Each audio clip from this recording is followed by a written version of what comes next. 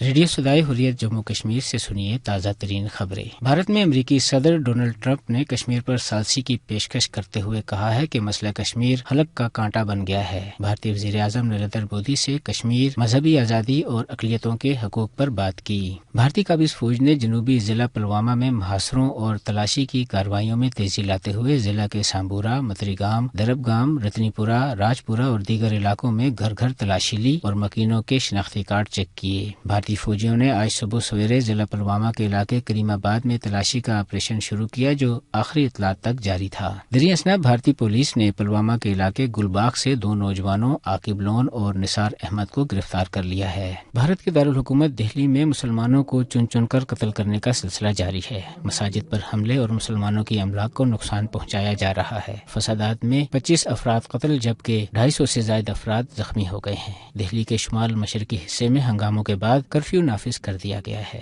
صدر پاکستان ڈاکٹر عارف علوی نے دہلی میں ہندو انتہا پسندوں کی جانب سے مسلمانوں اور مساجد پر حملوں کی مذمت کی ہے۔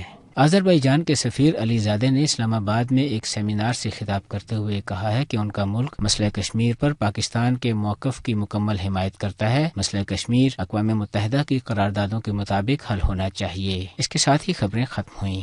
یوں تو بھارت نے گزشتہ 72 سال سے مقبوضہ کشمیر میں اپنی ریاستی دہشت گردی کا بازار گرم کر رکھا ہے، لیکن 5 اگست 2019 کے اقدام کے بعد مودی سرکار کی بربریت صرف مقبوضہ ریاست تک محدود نہیں رہی، بلکہ متنازع شہریت بل نافذ کر کے اس نے بھارتی مسلمانوں کا جینا بھی دوبھر کر دیا ہے۔ بھارتی حکمرانوں کی نسل پرست سوچ اور شہریت بل کے خلاف پوری دنیا میں صدائے احتجاج بلند ہو رہی ہے۔ آج بھارت کو ہندو نسل پرست نظریے اور فسطائی سوچ کے حامی لوگوں نے ایسے یرغمال بنایا ہوا ہے جیسے نازیوں اور نازیزم نے جرمنی کو بنایا تھا۔ ہندو دہشت گردوں کے جتھے چن چن کر دہلی کی سڑکوں پر غیر ہندوؤں کو نشانہ بنا رہے ہیں اور کوئی پوچھنے والا نہیں ہے۔ انہوں نے میرے کو گھیر لیا، میرے فادر بھی میرے ساتھ تھے، پہلے نعرے لگاؤ، میں نے نعرے لگا کیا نعرے؟ جے سی رام کے نعرے لگوا رہے تھے اور پھر میرے فادر سے بھی لگوائے، کہنے لگا آئی ڈی دکھاؤ۔ اتنے میں ایک بندہ ہیلمٹ اتارنے لگا اور دوسرے نے میرے سر پر ڈنڈے بجائے اور میرے فادر کو بھی مارا، گاڑی پہ سے گرا دیا، گاڑی چھوڑ دے، گاڑی ہم چلائیں گے، اور پھر میرے کو بہت دور تک مارا، بہت سارے بندے پوچھ کے کیول انہیں کو اٹیک کر رہے ہیں جس کا نام یا آئی ڈی اگر ہندو ہے تو کوئی نہیں چھوڑ رہے ہیں۔ جو میرے آگے تھے بہت سارے بندے بائک میں، انہیں جانے دیا، ان کی آئی ڈی دیکھی، نام بتایا، اور کچھ لوگ وہ انہیں جانتے بھی تھے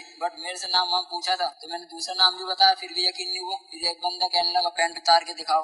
حقیقت یہ ہے کہ آج RSS کی مذہبی جنونیت کی وجہ سے ہندوستان اپنی حیت بدل رہا ہے، جہاں ہندوؤں کے علاوہ کسی دھرم کی گنجائش نہیں ہے، جہاں جینے کا حق صرف ہندوؤں کے لیے مخصوص کر دیا گیا ہے۔ نام نہاد جمہوریت کے پردے میں پورے بھارت میں کٹر رام راج قائم ہو چکا ہے۔